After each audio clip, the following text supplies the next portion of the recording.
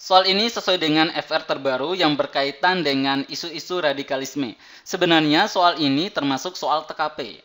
Tapi karena saya lagi mau bahas soal TBK yang berkaitan dengan nilai-nilai Pancasila dan penerapannya, maka khusus soal pertama yang sebenarnya TKP ini saya masukkan ke video ini ya. Tapi untuk soal-soal selanjutnya setelah soal ini semuanya soal TBK ya. Oke, di sini posisi kita sebagai ketua RT di mana ada tetangga baru yang mengontrak di rumah sebelah. Tetangga tersebut cenderung tertutup dan jarang berkomunikasi dengan warga lain, jarang di rumah dan sering berpergian. Biasa berpakaian seperti oknum pelaku aksi teroris yang kita lihat di televisi. Terkadang kedatangan tamu dengan penampilan yang sama. Mungkin maksudnya penampilan yang sama ini cara berpakaiannya ya. Mungkin ya. Oke. Nah, yang ditanyakan, gimana sikap kita ketika dihadapkan dengan kondisi seperti ini di tengah maraknya isu radikalisme? Oke.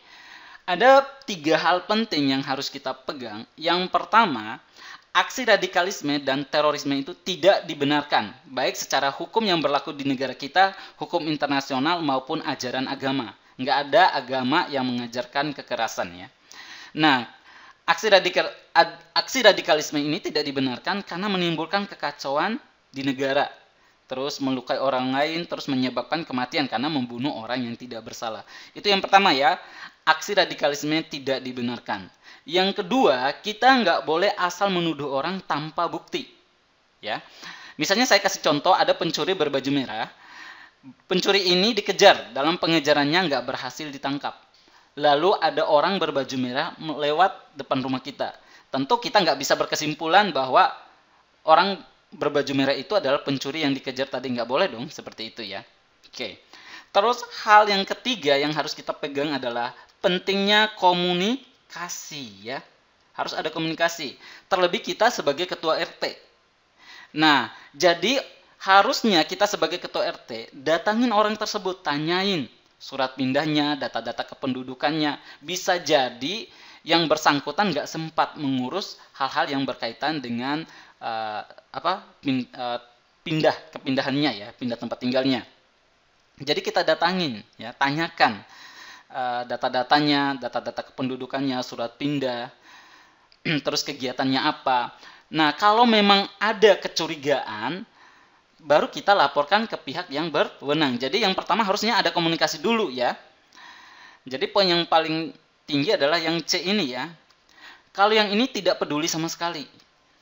Kalau yang ini meyakini bahwa orang tersebut merupakan jaringan kelompok radikal karena ciri-ciri seperti gerak-gerik seperti yang disebutkan di soal ini. Yang B ini paling buruk nilainya, yang A ini lebih baik dibandingkan yang B karena yang B ini tidak peduli sama sekali. Coba bandingkan dengan pilihan D dan E. Yang D ini segera melaporkan tetangga tersebut kepada pihak berwenang. Oke, karena ada kecurigaan ya, ini nggak masalah ya. Ini lebih baik dibandingkan yang tadi cuek ya, atau hanya berkeyakinan orang itu termasuk jaringan kelompok radikal. Kalau ini kan hanya dicurigai doang tanpa ada tindak lanjutnya ya. Sama aja kita berpikiran negatif tanpa ada bukti terhadap orang ya. Oke. Jadi ini lebih baik dibandingkan yang tadi ya. Kalau yang ini berkewajiban untuk mengenal warga di lingkungan saya sehingga menjadi lebih akrab, dapat mengenal lebih dekat secara pribadi termasuk kegiatannya. Ini hanya usaha untuk mengenal lebih dekat aja ya, tapi nggak ada tindak lanjutnya. Ini kecuali ini disebutkan misalnya ada kecurigaan dilaporkan, mungkin itu bisa ini 5 ya. Berarti yang ini lebih baik dibanding yang ini. Berarti poin ini 4, ini 3 ya. Terus yang tadi ini yang paling buruk ya, tidak peduli sama sekali. Ini poinnya 1 ya. Berarti ini 2. Nah, seperti ini pemberian poinnya. Nilai-nilai dalam Pancasila akan tetap ada sepanjang masa dalam kehidupan bangsa Indonesia, baik dalam adat istiadat, kebudayaan, kegiatan kenegaraan maupun dalam keagamaan. Hal ini merupakan salah satu tanda bahwa Pancasila bersifat, yang mana? Ada kata kunci ini nih, akan tetap ada sepanjang masa dalam kehidupan bangsa Indonesia. Nah, ini merupakan nilai objektif ya. Oke, coba kita sedikit bahas apa sih itu nilai objektif dan subjektif. Kalau nilai objektif itu bersifat umum, universal, absolut, dan akan tetap ada sepanjang masa kehidupan bangsa Indonesia baik dalam kegiatan kebudayaan, kenegaraan maupun dalam kegiatan keagamaan. Nah, sedangkan nilai objektif berasal dari arti dari nilai subjektif itu bahwa Pancasila itu berasal dari pemikiran, penilaian kritis dan hasil refleksi filosofis bangsa Indonesia. Jadi dari subjeknya itu bangsa Indonesia ya, subjeknya. Jadi sumbernya itu dari bangsa Indonesia ya. Beda kalau yang objektif ini bersifat umum, universal ya, dan tetap ada sepanjang masa kehidupan bangsa Indonesia. Nah, selain itu juga nilai subjektif juga bisa diartikan sebagai pandangan hidup bangsa Indonesia sehingga menjadi jati diri bangsa yang diyakini kebenarannya ya. Oke. Untuk soal ini jawabannya yang C ya. Oke. Sebagai paradigma pembangunan nasional, Pancasila menjadi dasar bagi segala aspek pembangunan serta meliputi asas-asas pembangunan nasional berikut kecuali. Oke, kita bahas sedikit maksud dari Pancasila sebagai paradigma pembangunan.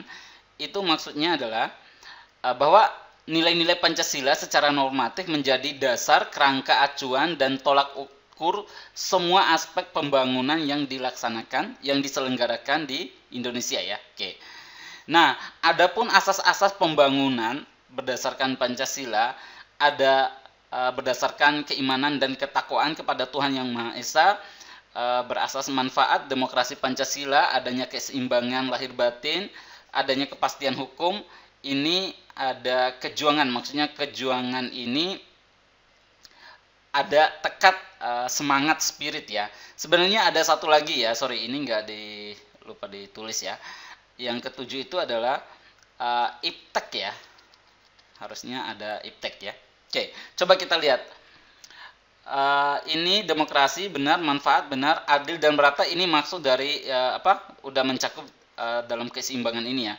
Persatuan pembangunan nggak ada ya. Kesadaran hukum ada. Nah, karena yang ditanyakan kecuali, maka pilihan yang tepat adalah yang D ya. Oke. Tujuan negara Indonesia yang termuat dalam pembukaan Undang-Undang Dasar 1945 yaitu mencerdaskan kehidupan bangsa termasuk dalam landasan pendidikan Pancasila, yaitu landasan yang mana? Coba kita artikan satu persatu arti landasan ini ya. Yang pertama, landasan historis. Historis itu artinya sejarah ya, jadi warisan sejarah ya.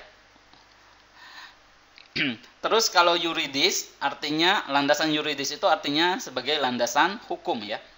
Kultural itu realitas objektif kehidupan bangsa Indonesia. Terus kalau filosofis ini artinya pandangan logis yang diyakini oleh bangsa Indonesia ya. Oke. Jadi yang tepat adalah yang B, karena di sini disebutkan dalam pembukaan Undang-Undang Dasar 1945, berarti sesuai dengan amanat konstitusi negara yang merupakan dasar hukum ya. Dasar hukum tertinggi di Indonesia ya. Sehingga pilihan yang tepat adalah yang B. Segala usaha untuk mempertahankan kedaulatan negara, keutuhan wilayah NKRI, dan keselamatan segenap bangsa dari ancaman dan gangguan terhadap keutuhan bangsa dan negara disebut ini merupakan pengertian dari pertahanan negara ya. Kalau bela negara ini artinya sikap dan perilaku yang dijiwai, yang dilandasi cinta negara kesatuan Republik Indonesia berdasarkan Pancasila dan Undang-Undang Dasar 1945 dalam menjaga kelangsungan negara secara utuh ya. Terus sistem keamanan dan pertahanan rakyat semesta, harusnya keamanan dan pertahanan rakyat semesta ya. Maksudnya adalah sistem pertahanan yang melibatkan semua elemen bangsa yang meliputi TNI dan Polri sebagai kekuatan utama, rakyat sebagai kekuatan pendukung. Cita-cita kemerdekaan dan tujuan nasional negara Indonesia meliputi hal-hal di bawah ini kecuali yang mana nih? Oke, soal ini menanyakan cita-cita kemerdekaan dan tujuan nasional negara Indonesia. Yang B, C, D, dan E ini termasuk cita-cita dan tujuan nasional negara Indonesia ya. Melindungi segenap bangsa Indonesia dan seluruh tumpah darah Indonesia, masuk memajukan kesejahteraan umum, mencerdaskan kehidupan bangsa, dan ikut melaksanakan ketertiban dunia ya. Kan gitu kan di teks pembukaan Undang-Undang Dasar 1945. Karena yang ditanyakan kecuali berarti yang A ya jawabannya. Kalau yang A ini merupakan sikap Indonesia dalam hubungan dan politik internasional ya. Oke, sehingga pilihan yang tepat adalah yang A ya. Yang ini soal pengamalan nilai-nilai Pancasila, penerapan nilai-nilai Pancasila dalam kehidupan berbangsa dan bernegara. Konflik Poso yang berawal dari pertikaian antara pemuda Muslim dan Kristen terkait masalah penyegelan toko minuman alkohol terjadi pada malam Natal 24 Desember 1998 yang bertepatan pada bulan Ramadan. Pada pertikaian dua kubu tersebut terjadi penikaman terhadap Ahmad Ridwan, pemuda Muslim Kelurahan Kayamanya, oleh Roy Runtu Bisalemba, pemuda Kristen dari Lombogia. Meskipun terdapat beberapa versi baik dari kalangan Muslim dan Kristen terkait masalah tersebut, namun dari hasil penemuan dari para tokoh dan pemuka agama dari kedua belah pihak menyepakati bahwa alkohol yang menjadi sumber masalah. Konflik yang berawal dari pertikaian antara pemuda Muslim dan Kristen tersebut bertentangan dengan nilai luhur yang terkandung dalam Pancasila, yaitu sila keberapa? Oke, untuk soal ini saya nggak mau bahas dulu ya. Jadi coba dijawab sendiri di kolom komentar ini ya. Ini yang mana pilihannya yang tepat, A, B, C, D, dan E. Untuk file soalnya, soal ini ya, ada di komentar teratas ya, komentar teratas di video ini yang saya pin, ada linknya ya, bisa download file soal ini ya. Oke, ini ada banyak ya soal ya, bukan hanya satu nomor ini aja ya. Oke.